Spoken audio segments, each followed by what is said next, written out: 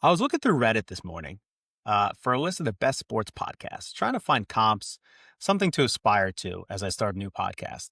And I looked through the replies, and this one guy makes a recommendation. And then he goes, "But you know what? Based on what you guys are talking about, this podcast is not for you." And then I realized in a few months, maybe that could be my podcast too. Something so unique and so different that nobody wants to listen to. Gotta zag. It's always about going counterculture and zagging. Welcome to the first episode of Business Decision with Mike Vorkunov. I'm Mike Vorkunov. I'm a reporter for The Athletic, but this is a new sports and business podcast, which means it's kind of like a sports podcast, really. My guest today, Yaron Weitzman, an NBA reporter, author of the upcoming book, A Hollywood Ending, which is about the latest Lakers dynasty and the LeBron James era of the franchise. They won a title. Let's call it. Everything's a dynasty now. Dynasty. Everything is a dynasty now. Everyone is awesome. In sports media, there is no more criticism. So that's what we're going to go with. And I want to jump into that topic right away. Tom Brady, who we've been talking about for the better part of the last 25 years, is in the news again, this time as a broadcaster. And I'm curious to hear your thoughts. So everyone saw him in the booth, in the coach's booth of all places, last Monday night during Monday Night Football, on the headset, listening in to what the coaches are calling, the plays are calling, the communications between the Raiders, where he's a minority owner. And it seems like maybe the guy in charge, live during a game. And everyone freaked out, like right away, real hard, because Tom Brady, I don't know if you know this, no one actually probably listens to what he's saying during these games, but he's also getting paid $37.5 million to call games for Fox. And I thought it was fascinating because that to me is, I think, a little small look into where sports are now and where the uber celebrities are in sports. And we'll get into all that. But I was curious, when you saw Tom Brady show up on the screen as he's listening to Chip Kelly call plays or listening to Pete Carroll yell at his defensive coordinator, or whatever he was doing. Chew gum. What did you think when you saw him on the screen doing that? I thought, one, this is hilarious. That's one. That was my first reaction. And that was an ESPN game, right? I think it was a Monday night ESPN game. So that's one. I was a bit surprised that kind of made it through, that it was just that the ESPN had a green light to show Tom Brady in the booth like that. My bigger, larger takeaway, though, is it's the greatest. It's such a perfect example of why the business of sports is unlike any other, right? There's no other business or industry where you have the 30 partners are also competing with each other. And that right there is the thing, right? So why is Tom Brady on Fox? Because he's Tom Brady. And what's the amount? 36 million? Is that what you said the number is? $7.5 million a year, right, according to the reporting from Andrew Marchand, if I remember correctly. Right. So they have him there, right? Because it's good to have Tom Brady as one of your faces of the NFL. And it's funny to think of an announcer being a face of a sport, but I think in all sports, but especially in football, that is really much still the case, right? So NFL wants Tom Brady to be one of its marquee faces for the obvious reasons, going to what you said about the celebrity stuff. And that being the case, you'll probably let some rules slide, right? Or tweak some things or allow some things that you wouldn't otherwise. But this is where you have the dueling interests of this is good for business, but also, wait a second, this seems like a competitive advantage for the Raiders. I thought it was funny when last year everyone was making a thing about how Tom Brady couldn't do anything during production meetings and the NFL was coming down hard on him. And this year he gets a little bit of freedom and Tom Brady goes, "Oh, I'm not messing around. I'm just going to be straight up on the headsets during the games. The NFL said I can do this. I'm going to take it all the way to 11 on this." So I wonder if this was his own little FU to the rest of the league about how he intends to operate if he's given even any ounce of latitude. Football's also funny, right? I know you and I are not NFL. We have not covered NFL like that, but I believe That's not true. I'm going to cut you off. That's not true. You cover the NFL? Covered the Jets for 1 year. Okay. The Tim Tebow year. And let me tell you, that was as useless a year as it seemed. I wrote one NFL story. I've written a few, actually. I went to one NFL game as a reporter for Giants. Janoris Jenkins, remember him? Profile. I do. So, but there's this big firewall, right? Like, I feel like Tom Brady cannot be on the sideline, but you can be in the booth, right? I feel like that's a big difference, and the NFL probably says that's okay, right? Where if he's on the sideline, that'd be a big no-go.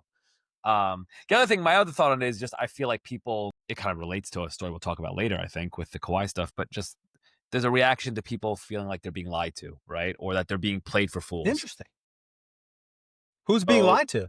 the public, right? The idea that, or anyone, or the league, the idea that Tom Brady is not, that he's, you know what, he's not actually involved with the Raiders, and there is nothing funky going on here, and this is all overblown. We all kind of knew that was nonsense. So much so that a lot of the reporting, especially from your colleagues, all over the summer during the Raiders coaching search specifically, right, was like, no, actually, look how much Tom Brady is involved, and look, he's talking to Ben Johnson and all that stuff, and that became, those were scoops because we were told otherwise, right? We were told that no, he's just it's just a fancy name.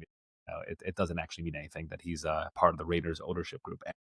That shot of him, not just at the game, but with the headset on, and then I guess who was calling? Was it Orlovsky? It was that crew, right? It was Fowler or Orlovsky. I think it was that Oh, crew yeah.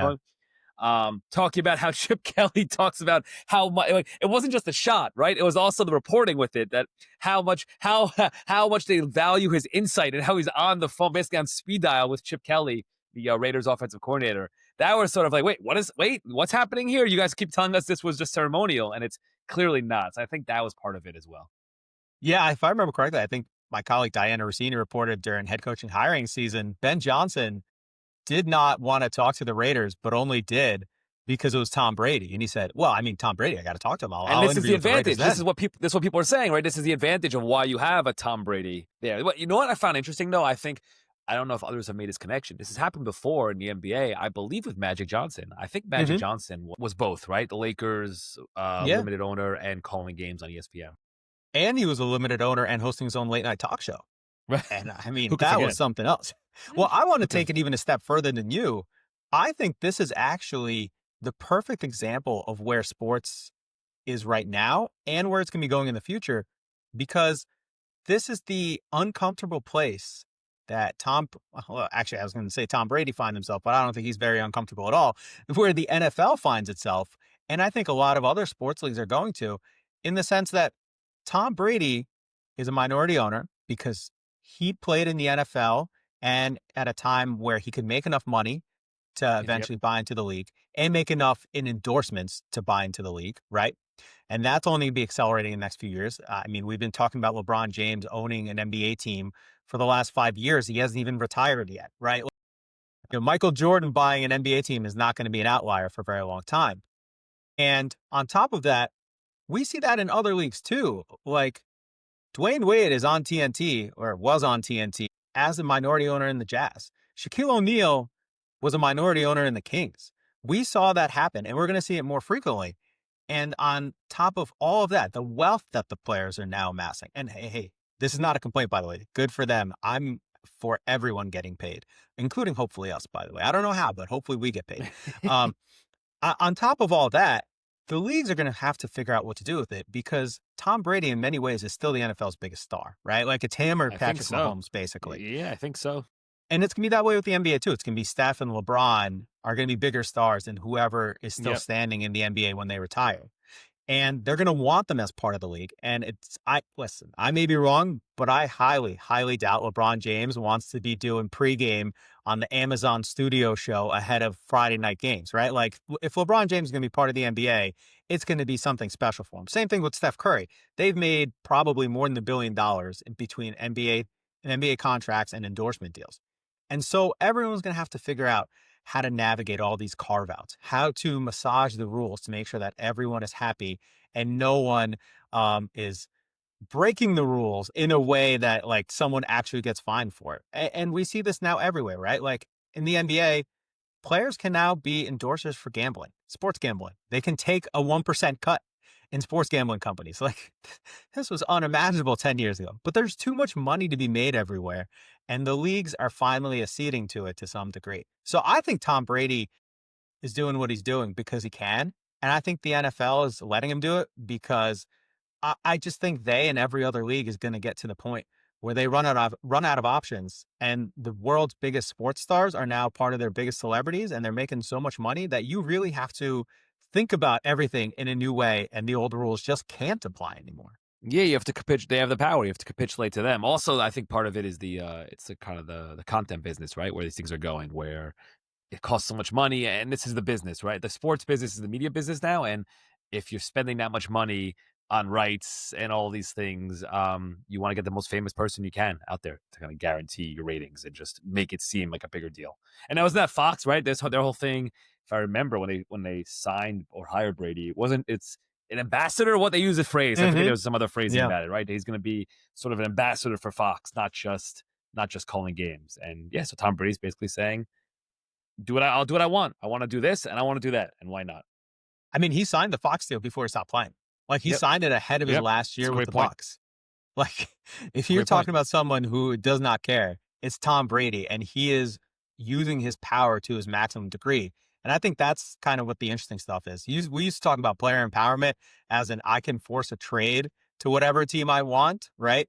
Now it's I can do whatever I want pretty much. Mm-hmm. And I think all these leagues know that they want these players as a part of them, and they can't just have them on their broadcasts as analysts, as studio show members. It's now they are part of the equity class in some sorts of ways. And I think that's going to be fascinating to see how everyone deals with that down the road. It's only a I don't few know of them that too, right? Like JJ for Watt, as now. famous and as great as he is, he's not that level. Like I don't think he could if he was a part owner of the Texans, I guess, whoever. But like whoever it would be, he's not that level, right? Like you said, Tom Brady, it's a different level for those guys, for guys like that. LeBron would be and Steph would be part. Yeah. Yeah. Who would you care if they actually were on a game broadcast and they were also like half running a team? Like who would you want to see in that role? You mean like who would it bother me? Who do I want to see like on who would interest me to hear them for 4 hours during a game? The latter, and also the trouble that it would cause. I mean Brady, listen, I know he wasn't good last year. Like I tuned into game one last year excited, Did fascinated. you? Like You actually watch for Tom Brady? yeah, because I wanted to hear. I'm an announcer nerd, but I go the other way. Like I love Greg Olson. Like I love the guys who Mm. kind of teach you things. Um, but yeah, I would love to hear Brady, especially LeBron. Maybe because I'm closer to it as an NBA person, but I just him. I feel like we've heard from. I felt like Brady. There was something guarded about that we felt like we never really heard from him before. You know, the idea of him being on a mic for 4 hours. I think that's part of it as well. Where maybe the NBA guys there would be some of that. The novelty of it would not feel the same, right? What would you think about Kawhi Leonard as a kind of a play-by-play, Okay, well that's or as so a color commentator on an NBA game? Would good that make you tune transition, in? but that's actually a good point, right? Because if you told me there's going to be a microphone on for Kawhi Leonard for 4 hours, wouldn't you be fascinated by that? I'd want to know. Yeah, I'd be fascinated. So that brings us to the other big story this month, and maybe the even bigger story this month, as I'm sure everyone knows by now. But if not, I will do a quick rehash at the top.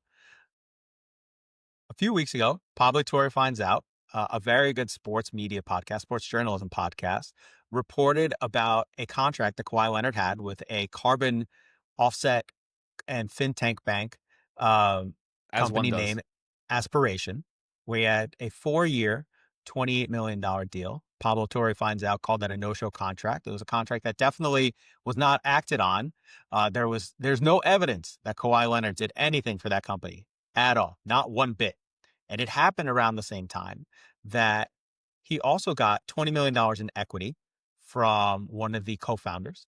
And it happened also around the same time that Steve Ballmer, who owns a little team called the LA Clippers, who have a star named Kawhi Leonard, invested $50 million in, which is interesting enough, I would say. A week later, they reported that Dennis Wong, who is a Clippers minority owner and the vice chairman for the team, and also Steve Ballmer's friend, invested $1.999 million into Aspiration at a time when the company was failing. And like 9 days later, they gave a $1.75 million payment to Kawhi Leonard, which is interesting. And then I reported a few days after that Steve Ballmer made another $10 million payment into Aspiration in March 2023 when everything was going bad at the company and it was failing and they were going through a fundraising round to try to stabilize things. And most of the money came from a co-founder and a board member, both of whom have since been charged with fraud. And the only new investor in that round was Dennis Wong. And the Steve Ballmer $10 million payment, unlike the first investment into Aspiration, which was heavily publicized and came with a press release and came after a $300 million plus sponsorship deal between Aspiration and the Clippers was not publicized. There is nothing about it. And the Kawhi Leonard deal, who got $20 million, was magnitudes more than what was given to other big celebrity endorsers like Robert Downey Jr. and Drake. And that is the state of things as the NBA looks into Kawhi Leonard, LA Clippers, Steve Ballmer, a company called Aspiration that, frankly, most of us had not heard about as of a few weeks ago, to see if there was cap circumvention going on between the Clippers and Kawhi Leonard, which, if you're not aware of this, in the NBA, you cannot pay someone more than they're able to make under the salary cap and just slide them like $30 under the table every few weeks. That is, by NBA rules, illegal. Not by real rules, not by the real laws, but by NBA rules. That is what Adam Silver has said is the biggest no-no. I'm just paraphrasing there. The biggest no-no that you can do in the NBA. And so, Yaron, we've been following this for the last few weeks. I've been reporting on it for the last few weeks. I feel like I know more about Aspiration than I have ever wanted to know. I still not completely sure what carbon offset credits are, but I'm learning more about it. And if I can pay someone to plant trees, maybe I will. But as someone who's been more of an outsider to this thing, what have you thought about this whole situation as it's played out over the last 3 weeks or so? Where to start? Okay, let's start with this. One, this whole thing stinks. Like, let's just call a spade, right? This whole thing stinks. I think if you asked anybody, do you think there was cap circumvention here? Not we have to prove. We'll get to that after. But do you think cap circumvention is what happened here? I think everybody who's followed the story and anybody who you would then present the facts to, who might not otherwise be aware of the story, would say, yes, duh. Do you agree with me on that one? I don't know. I don't know. I don't think that's true. You don't think that's true? I don't think so. No, I don't think that everyone thinks that there's been cap circumvention here for lack of there's been no definitive one-to-one proof yet that anyone has produced. Okay. And I guess we can get into this a little bit. As a journalist, would I necessarily report that this was cap circumvention? Specifically, I don't think so. You and I have talked about this on off air a little bit. I can say here, right? Like, I know as a reporter, I think to report, that there was cap circumvention, you can allude to it, or you have to have somebody who knows. So, and I respect everything Pablo Torre and them have done. For have Aspiration employees who are even the C-suite, whatever, right? I don't know. I need somebody who spoke to General Manager Lawrence Frank or owner Steve Ballmer to know that this was done for that reason, right? To say this was done for cap circumvention, if we're kind of going for the proof. The part that I think people forget, myself included sometimes, is that this isn't a court of law, right? This is the NBA. This is a collective bargaining agreement. So this is not like innocent until proven guilty, or you have to have the proof, and would this hold up in a court of law? That's all. That stuff all goes out the window, right? You can go back to the does this stink test, right? Which it sounds silly, but like that's kind of you probably know the language. What's the CBA language? It's basically that at some point, isn't it? In terms of what Adam Silver can do. Listen, the jury of your peers is the 29 other team owners, right? Yeah.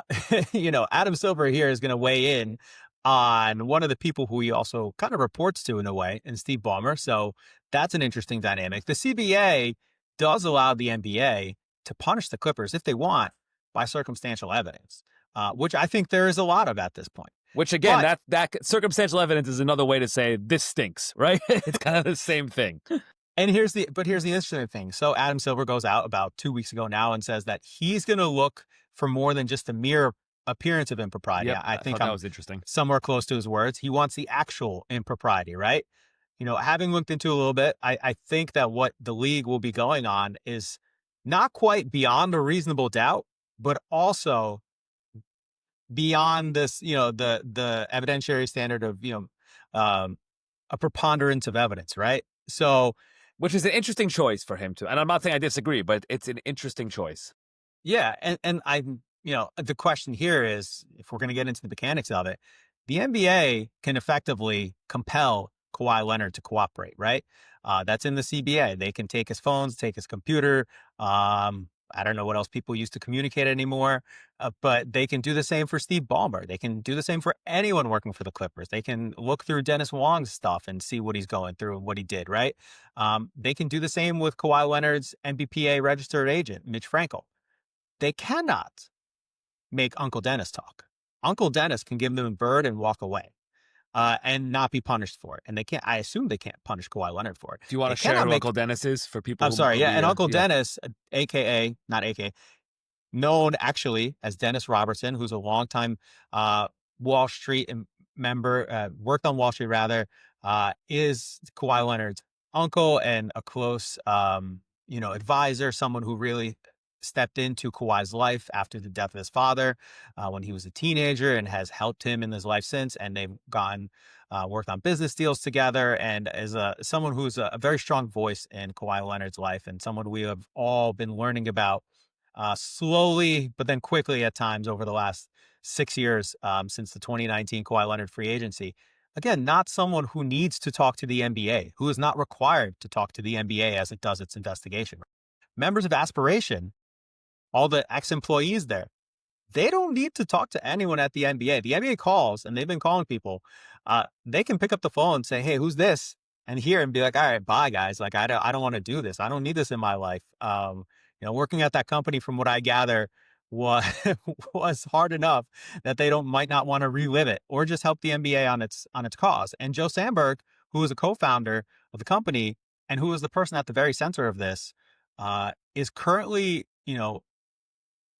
waiting to plead guilty to federal fraud charges, right?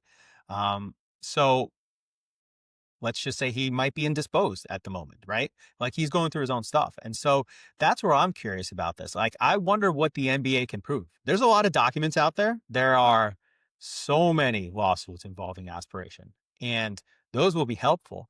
But I do wonder, despite what Adam Silver said last week at a front office sports conference, where they think they'll be able to get to the bottom of this, if they'll be able to get to the bottom of this. And this I'm repeating, setting up the goal as to getting to the bottom of this, as opposed to saying this seems off, let's just deal with it.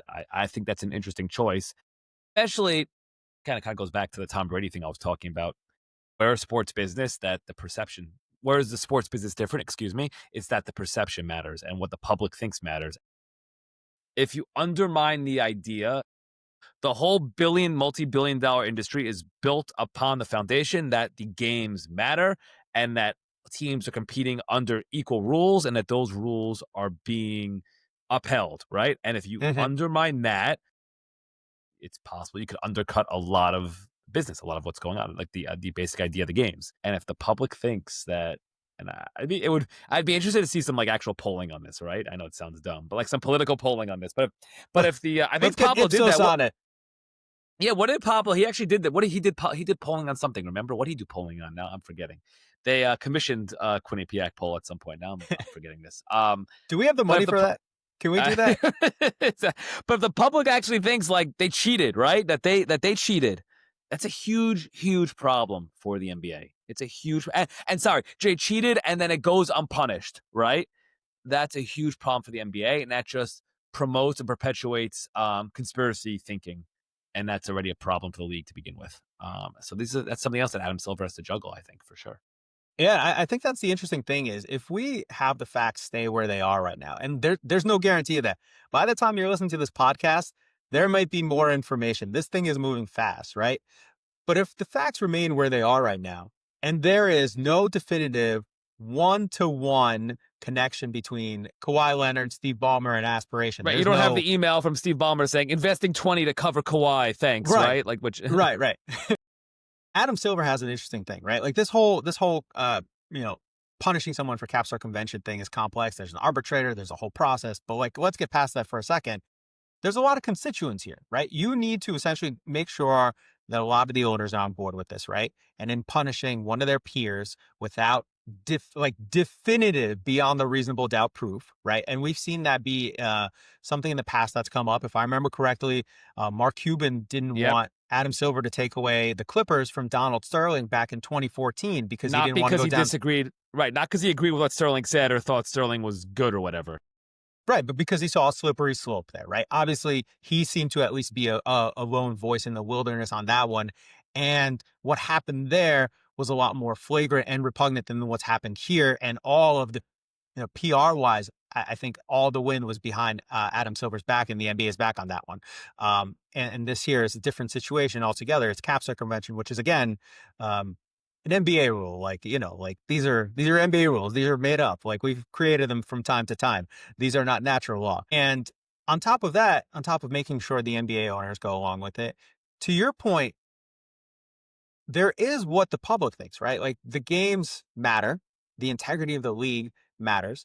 We've Hmm. seen that get eroded a little bit in the last few years in the NBA and other leagues, which have been hit by sports gambling scandals, right? The NBA just banned Jonte Porter like a year and a half ago Yep. for manipulating his own performance and being part of a scheme to do that. And we've seen other NBA players get investigated for that. So, like anything that eats away at the integrity of the games certainly matters. So there's going to be public pressure, which always, I think, here and in other places naturally lends itself towards conspiracy, right? Like the most of the reactions that I've seen on social media have been Kawhi did it, Steve Ballmer did it, like the cap circumvention has been proven, all that type of stuff, which it hasn't yet. But this is something that the league has to reckon with is if people think it happens and then there's no punishment, then what, right?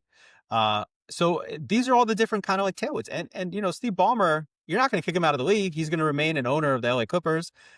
It's going to be someone that effectively they also have to make sure, I don't want to say pacify, but someone that who will be a loud voice in the league going forward, and something he'll probably need to um, you know be copacetic with in the next few years.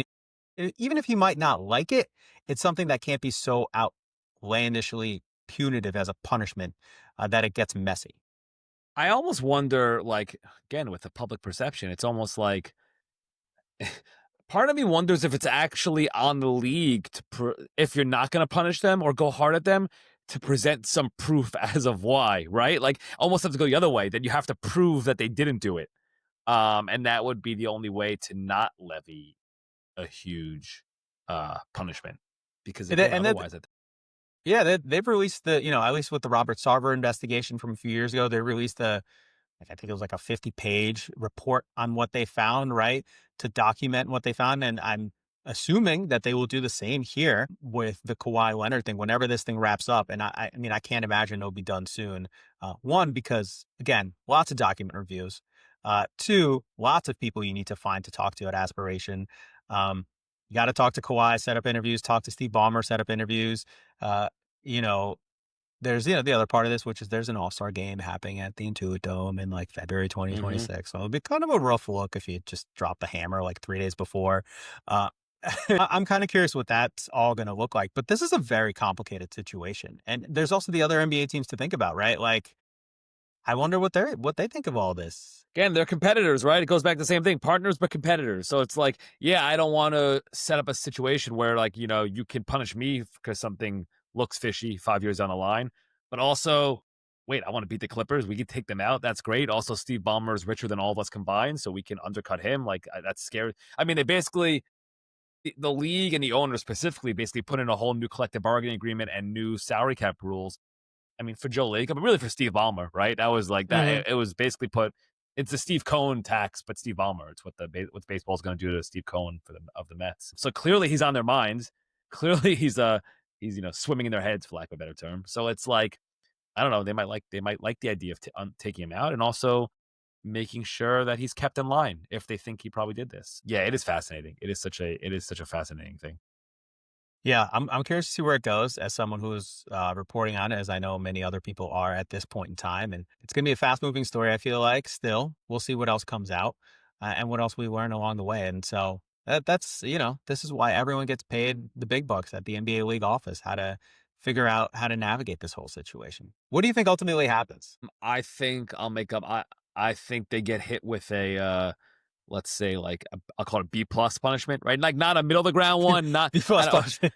yeah, or like, a scale 1 to 10, 10 being the great, take away the team, right? Like, we get a 7, right, where it's hammered. Because I don't think there's going to be the quote unquote smoking gun. Though again, I was going to say I think they're too smart for that. I mean, maybe I actually spoke to somebody recently about this who was not involved, but just an NBA person who was going, like, I thought Steve Ballmer would be good at this. This is just some stupid shit, is what they were saying, basically, right? Like, this is, which it is. It's kind of disappointing. It may be that maybe proof that Steve Ballmer is one of the most honest billionaires, that he actually got his wealth based on developing a product, right? And therefore, when it came to cheating, he wasn't very good at it. Maybe that's maybe that's what we're learning, because this is pretty amateur. The thing I'm wondering about is, I wonder if the NBA finds anything here, will this be a second violation for them, for the Clippers? If you remember, 2015, 10 years ago now, they got fined for cap circumvention, right? Like they made that during a DeAndre Jordan free agency pitch. They made that presentation there about potential off court sponsorships he could do. Does that count as a first violation? Like, and if it does that mean the second violation, Nah. and there's less room for, plausible deniability there? Like, I think these are all very maybe nerdy technical questions here. But these are the things that have been rumbling around in my head. I mean, I think it's just gonna all go back to at the end, and he probably is not happy. Like, I feel like Adam Silver is probably gonna at first look for some sort of official paperwork, and that can then be tied to an official clause in the CBA to make it be like, oh, this wasn't me. It was, these pre-negotiated terms, these official clauses. And in the end, he's just gonna have to make a call, right? Like, it's just gonna come down to him having to make a call and make a choice. If Kawhi Leonard becomes a free agent and they void his contract, what's another team pay him? Someone's still giving him a max salary, right? Don't you Think agree? so? The Clippers aren't even paying him a max salary I guess. right now. I don't know. There's always people want to win. I don't know if when he's yeah, I guess not max. I don't know. I mean, I don't see that's one. I don't see voiding the contract. I don't see that as a realistic outcome here. I don't think we're. I'd be surprised again because I don't think we're going to find a smoking gun. I would be surprised if we end up with a punishment that sort of creates a domino effect, right? Where we start voiding contracts or things like that. I think we'll just be big fines and loss of draft picks would be my guess. Okay. All right. What do you think? You can't say you're reporting on it. You should stay away. I'm going to plead the fifth here, much like Joe Sandberg did when he was discussing his relationship with Steve Ballmer in deposition. I'm going to plead the fifth. Let's end it there. Yaron Weitzman, thank you for being on the pod. Hopefully you'll come back later on. I won't ask you for any more takes, but if you come back again, that would be great. Everyone, thank you for listening. Thank you for watching. Please subscribe to Business Decision on YouTube. Subscribe to the YouTube channel. Give it 5 stars, just like your Uber driver. No matter how many left turns he might have taken, or if he had to take a call during it, you still want to be nice, so you leave a 5-star review so it doesn't affect his rating. Do the same thing here. Subscribe, please. Leave a nice review. Subscribe wherever you listen to your podcast. Leave a nice review there. Tell your friends. Tell all your friends. I don't even care if they listen to sports podcasts. I don't even care if they watch sports. My wife doesn't watch sports. I'm still going to make her subscribe to this. Of course. Yeah. So do the same with all your friends. That's all I ask.